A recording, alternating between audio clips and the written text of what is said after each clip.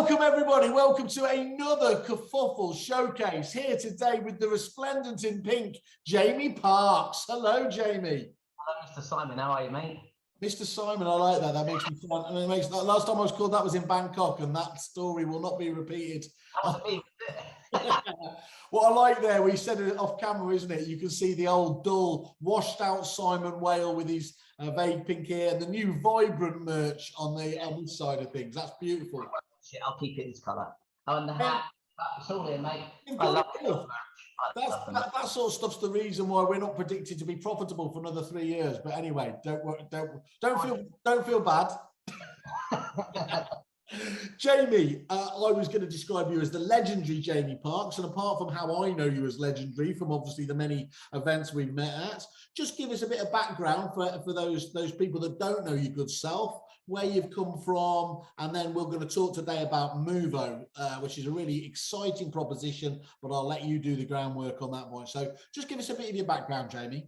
Yeah, so going way back and how I got myself into the letting agent / estate agents space was working for a comparison site, very small one, like a little U-switch. So it was working with a handful of energy suppliers, a handful of broadband providers, and it was my job to feed these guys leads. So whether it be insurance companies or loan applications, anywhere that had names and numbers of people that probably needed to save some dosh on their energy or even their broadband. So I was there for a good 6 years from, cool, blimey, like 2005 all the way up to 2008, the recession. Yeah.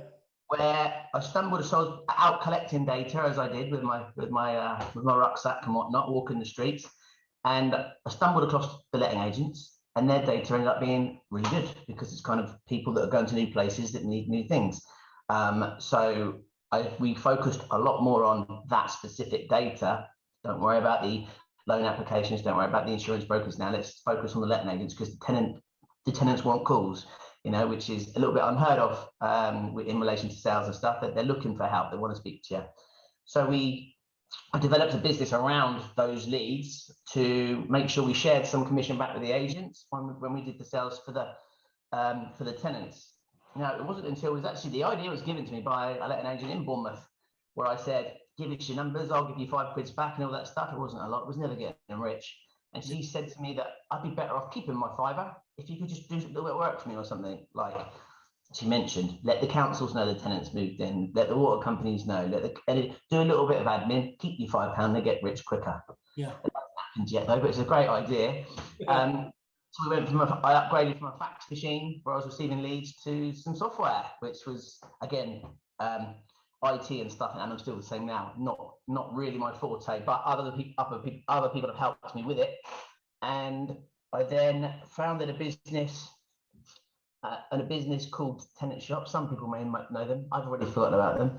But I was there for, from start to finish, 13 years. So I started with a head of hair, finished with none, and now as of January this year, put together Muuvo, which is a bit of a bigger proposition in relation to who can work for. So the Tenant Shop was very much down the tenants, and it's done great for everyone, lots of awards.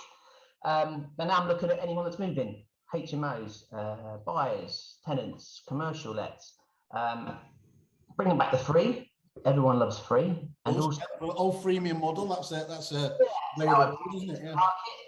Yeah, letting agents and the estate agents love the free part anyway.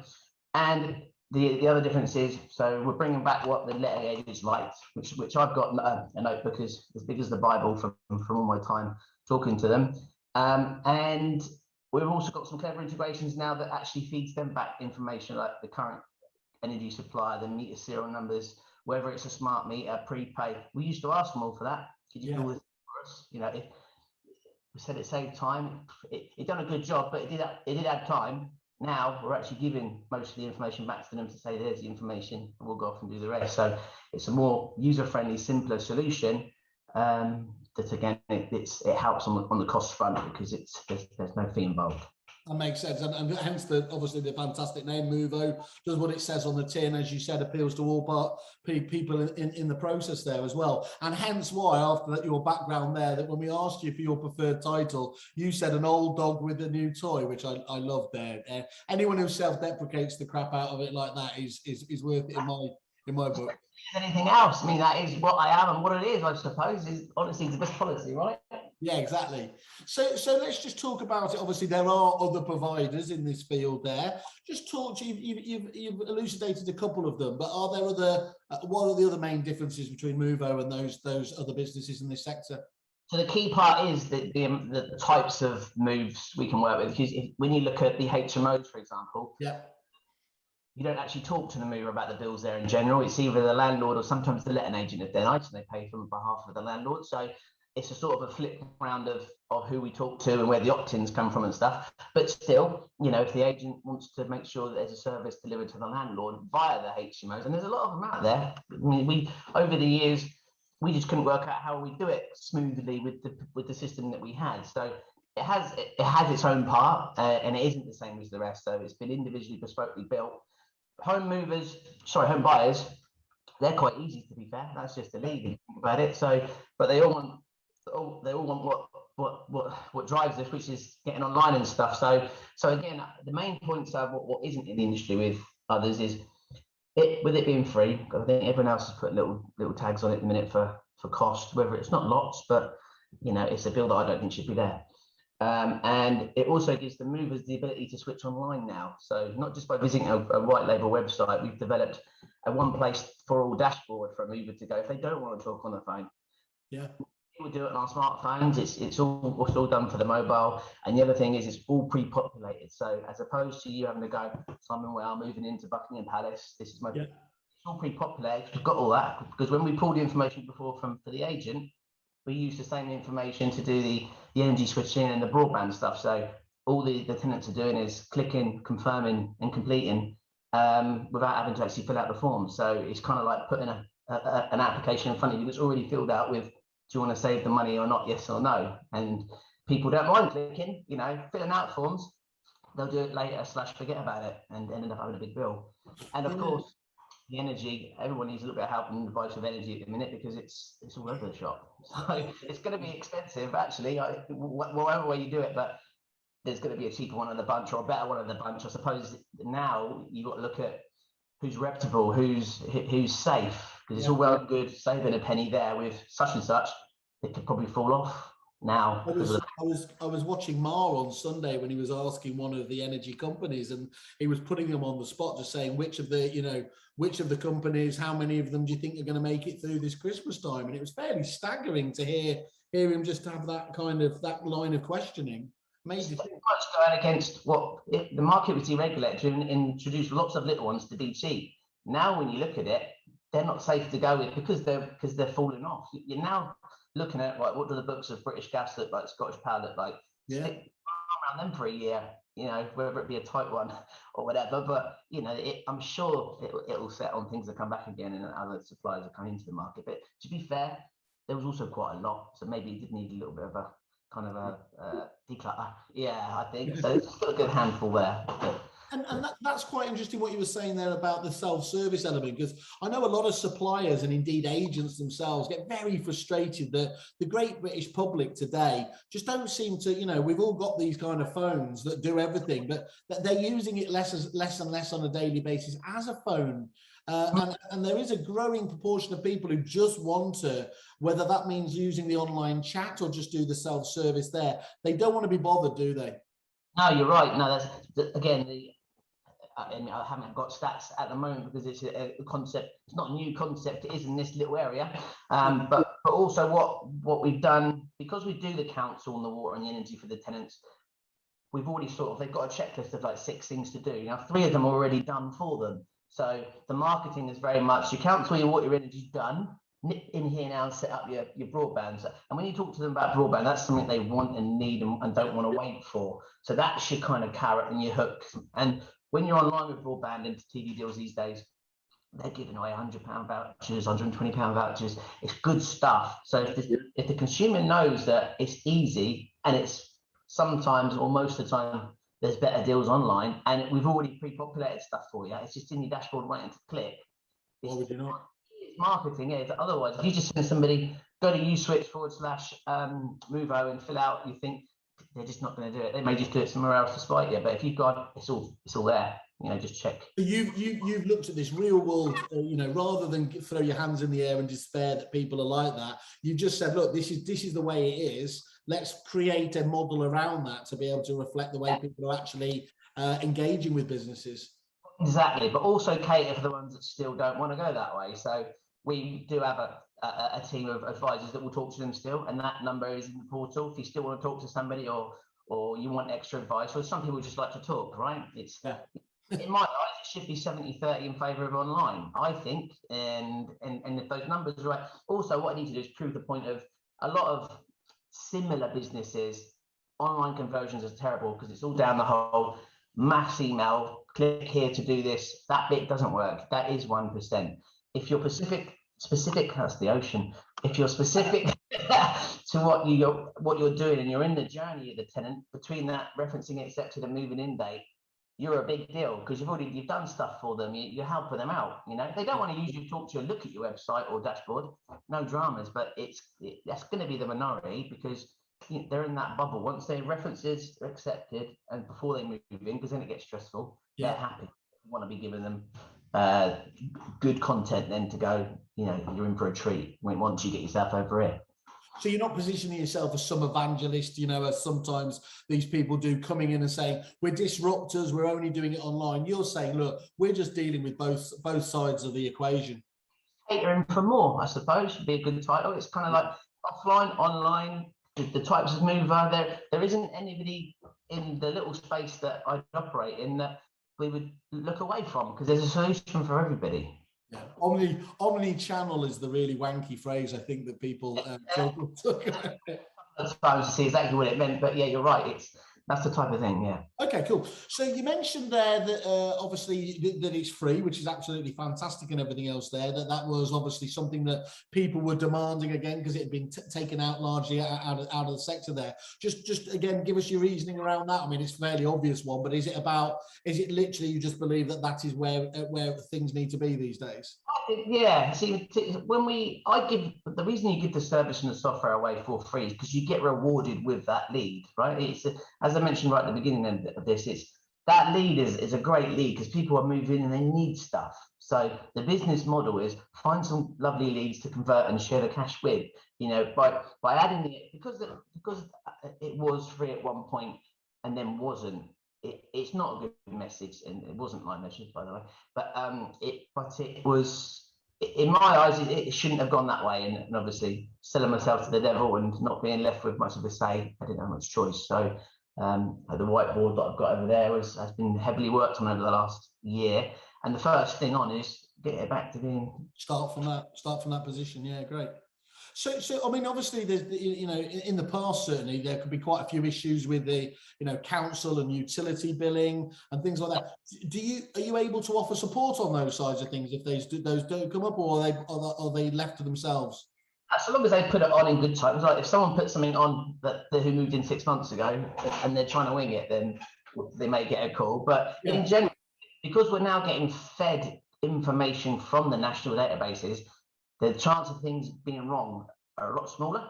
Okay, that's good. Kind of like, I think it's with British Gas, or I think it's here, or I think that's the MPAN number, and they would go around the world before they got to the right place. Time would turn over, the landlord would get a bill in that time, and so, you know, that is still there. And the long and short is that support is also still there, including free costs. But from my point of view, because we're actually gathering the info now for them and working with it, as opposed to saying, give us all the info and we'll work with it. We're now calling on people that know more than us about what that meter number is and if it's a smart meter within a single API call or a double API call. But you know, as soon as you go to property, it tells you all the stuff that you need to know, even the UPRN, which I think is now quite a popular number. Yeah, that's right. Yeah. And then so yeah, the support is still there, but I expect to be less worked on that front because of where we're getting the information from. Right, Jamie, I'm wise to you. So this is where I turn into my property packsman now. So it's free, but you know, what's the minimum term, Jamie? Are you tied in for like 48 months or something like that. What's the hook? That's like a marriage, though, isn't it? If I'm saying on too long or whatever, but there isn't. You know, it's one of those. It's their data. They can, if it doesn't work for them for whatever reason, even if they don't like me, it's they can leave. You know, you shouldn't be tying people into where they put their data. In my eyes, it's theirs. You know, I'm just an add-on, a little add-on to something that they're doing great. So the longest add-on, not a strap-on, just to be clear there. I love that, Jamie, because I mean, ultimately, you can have loads of people talk the talk, can't you, in terms of it, but you know, they try to lock clients in, but it says a lot about, especially a new business. It says, look, guys, it's free of charge. There's no tie-in here. I mean, I hate that phrase, no-brainer, but why would you not feel you could give this a go? Well, that's it. People will have a look. They'll go, well, we'll have a look then, because there's no harm done or cost or whatever. And again, it's like driving a nice car and or sitting in your nice car before you. Oh, that does feel nice. I don't know, mate. I drove a hairdresser's Evoque, so I wouldn't know about the nice cars. So. But yeah, it's getting to have a look. If you say it's 50 quid to sign up, it's this, that, or whatever. It's kind of like they don't even look at it a second time because it's not something that they want to. Because the first thing you think of is losing that 50 quid, right? Exactly right.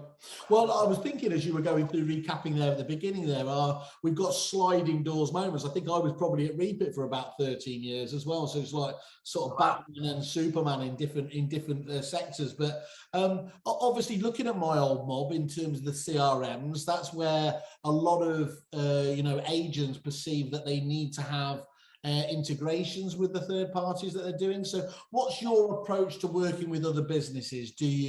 Are you actively engaging integrations? Have you got any integrations at the moment? I'm assuming it's standalone anyway, but can it cope quite happily outside of integration? Just update us what your approach is on that front.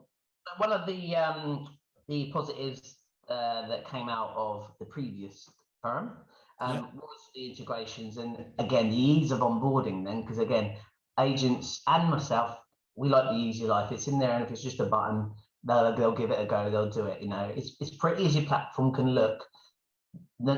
Agents don't really need another portal at the minute or somewhere to log in. Isn't it roughly 11 or 12 something that they could have if they haven't got an all for one thing? There's a lot, isn't there? There's 20 on average across our client base of almost 3,000 agents. They have 20 different sales and lettings providers. That's ignoring all your standard office things like telephones and everything else. So 20 different suppliers is fairly staggering, isn't it, in terms of.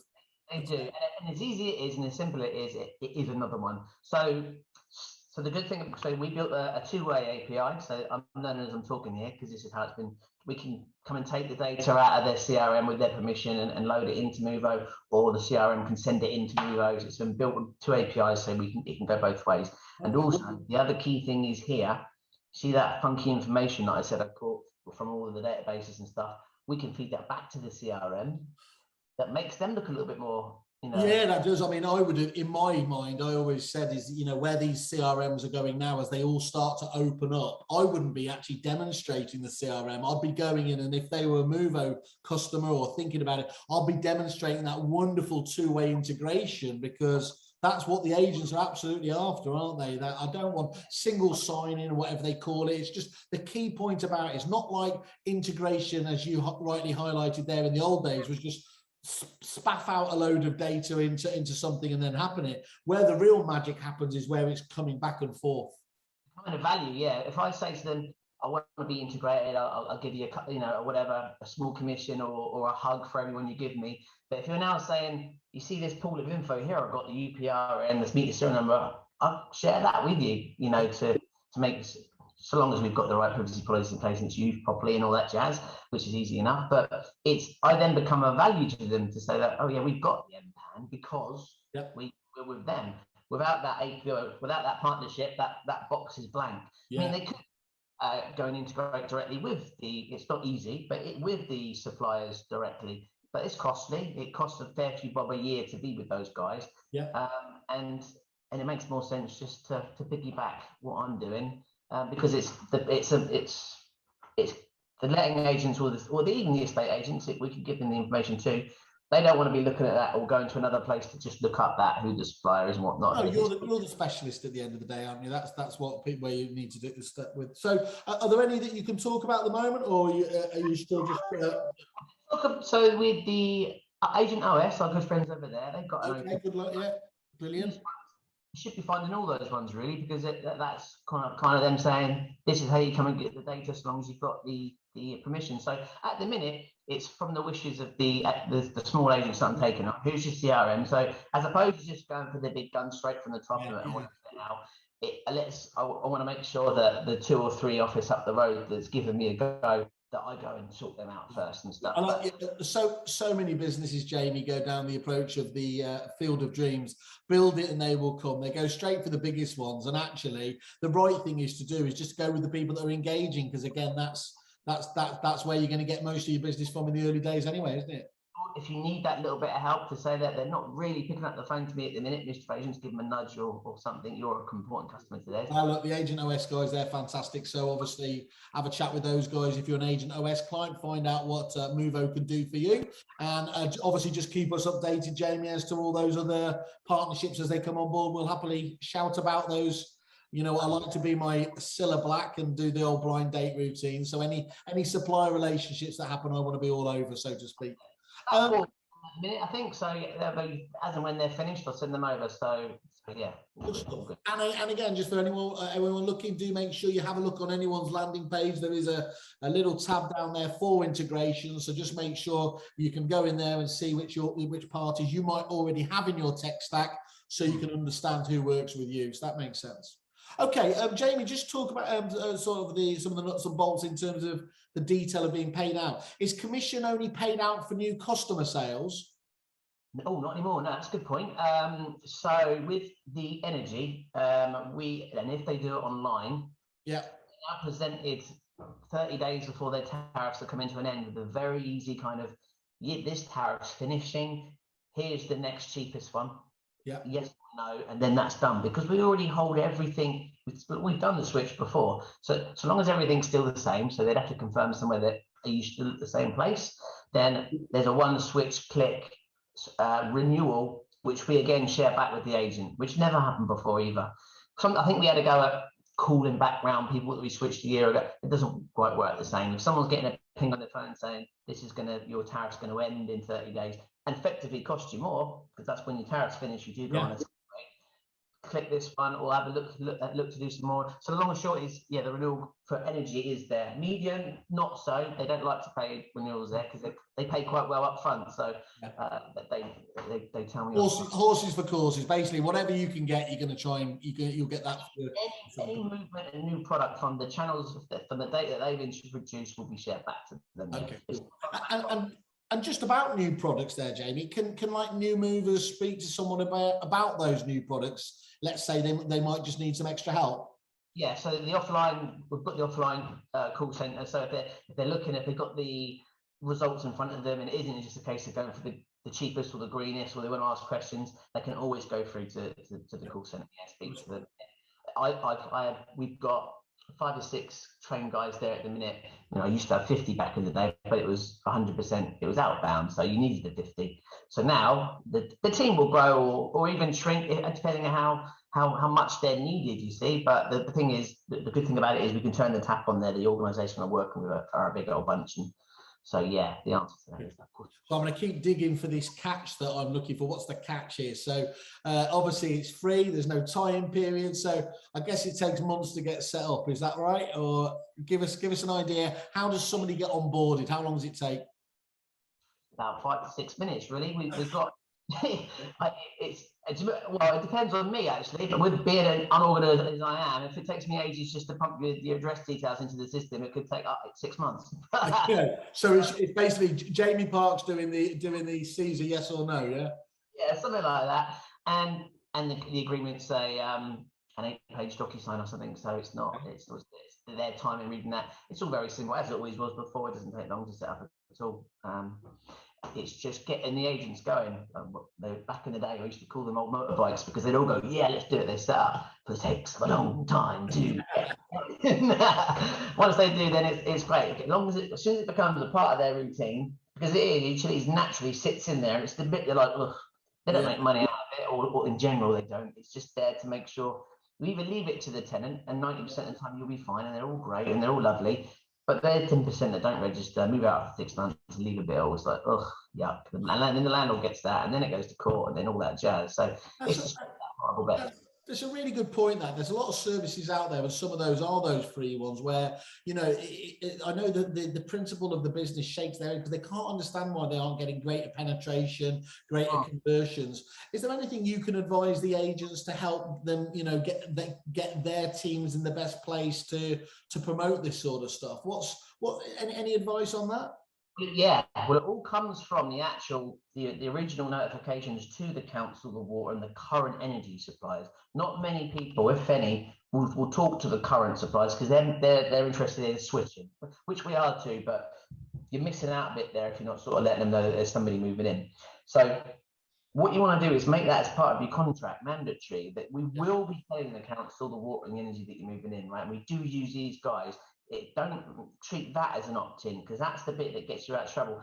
They will have to opt in somewhere to say, do you want to talk to them about a new product? Yeah. And they'll say, nah.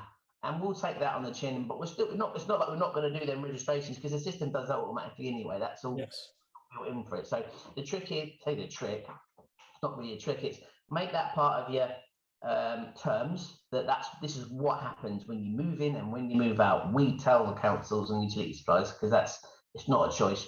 Your choice to talk to me about new products and whatnot, that is your choice. So that's where we'll then seek to get the separate opt-ins, whether it's on a referencing journey, a CRM journey, a manual form or whatever. So the long and short is we won't not do any work for the agent because that tenant or mover didn't opt in. We'll work for it all. Okay. That's the key. I suppose I'm interested to understand as well. So, if you look at obviously somebody who's not doing this at the moment or has dabbled with it, are you able to put any pounds, shillings on pence on what they could potentially earn? You know, are there any metrics around what an average firm could earn per year? Or how do people kind of work this into a business plan?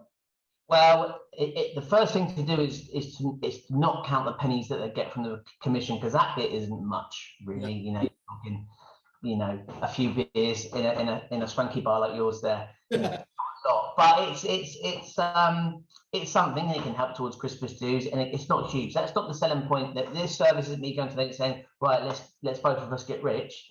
The part that is key is the actual system, the information you're getting, and that service of, if there's a problem, send it down the wing to Jamie and co, who'll look after it. Yeah, you don't have to worry about it, basically. Yeah, exactly. So depending on the size of your business, it's kind of like if you're doing 500 lets a month, that could be 2 full-time employees. So whatever the minimum wage is these days, that could be, what's that, 50k or whatever, mate. I don't know what the. You're like a politician that's been asked how much is a pint of milk. 27 pounds. Per hour or whatever, but see it as staff you don't need to use. Certainly not get rid of the ones that are there, make them more proactive, but take that bit off your bill or whatever. Or if you're using somebody that's doing a job that but it's costing you, James, get rid of that cost and either cut the cost or make them more productive, isn't it? More proactive. That's what it's about. Yeah, the commission bit is just a nice. Sometimes they give that straight back, and still like that, and I still accept that. But yeah, sometimes they used to not care about the commission, just say keep hold of it, thanks. A growing number of people want the best service, don't they? And understandably so, so that there's no distraction and anything else. And you mentioned there some of the larger firms and everything else there, Jamie. I know one of the frustrations some businesses with multiple offices is that they cater very well for single office systems, as it were, but they don't have the ability to cater particularly well for bigger businesses. Have you thought about that from the beginning, or is that going to be an enhancement down the road? What's your thinking there? The system has been built to host a head office with multiple branches, and again, it's just more weight in relation to scale on the server and all that stuff, which updates itself. We use the Amazon Web Service, so all that stuff it grows in cost as people use it and stuff. So in relation to Can we help them out? Yes, we can. It's just the numbers. We will make the changes to the headcount this end in relation to what we think the traffic will be. I mean, the sales side of things, I mean, it's not really affected. The call center can be switched on and off with 5, 10 or 15, however many it may be. But the system is just there taking, as you know, they can make thousands of API calls a second if needed. So we've stress tested the system with loading in, 300 properties per second to see if we could break it, because it's fun to break it, because to get it fixed or not. But it's touch wood, wherever you want to touch it. It's all, the stress testing has been fine, and even the penetration tests. It's not what you think it is, but we had a couple of those. I'm sure you do actually, but that's something I never did before and was interesting, especially the first one where I thought I was in the market, gave it to a specialist, and oh gosh, it wasn't ready for market. No, it's interesting. I mean, I remember you're all right. Remember, I bluffed understanding what it was, but this is all the vital stuff about building a scalable and security-based system, isn't it? So it's look, and let's be honest, Jamie, is our paths have crossed many, many times. Not least because you were always slightly ahead of me at the awards ceremonies normally there. So what I like about it, look at that, I wonderful. What I like is you've spent a lot of time thinking about this. You've got that appetite to deliver as well. So you didn't have to do all that kind of stuff. But again, it shows that you've really put your heart and soul into thinking about this, because this is obviously you're sat there in the pink, but this is very much your baby, isn't it, going forward? And your name's going to be backing behind it. Second baby, this is just a pretty one. The other one's now a teenager and it's out doing whatever. Yeah. Excellent. Okay, so let's just talk again. So as far as I can see, look, the three main takeaways as far as I can see it, like, it's free, which is obviously fantastic for anyone there.